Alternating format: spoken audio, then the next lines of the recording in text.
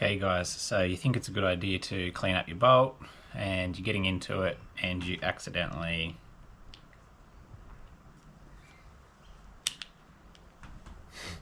rotate your bolt the wrong way, which has fired the pin essentially. So now you're stuck in a position where your bolt no longer fits into your action.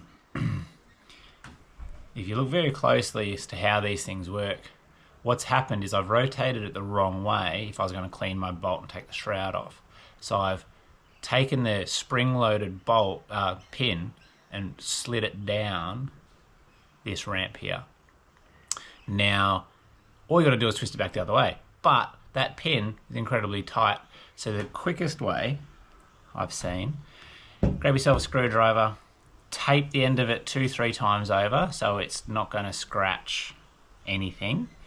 You're going to need that as a lever, that's all that is. Now, you're going to use the screwdriver to lever the pin up, so to sort of compress the spring inside the pin, whilst you rotate the pin back into its little resting position over here.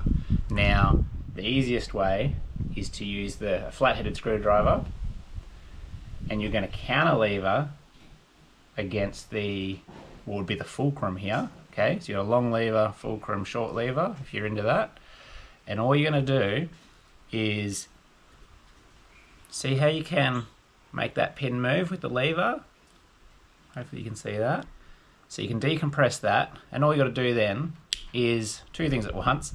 You need to push that pin up and rotate it back so it sits in its groove here. You can see that. Now that's got the firing pin back to fire position, and it means we're rotated back to enter into the action.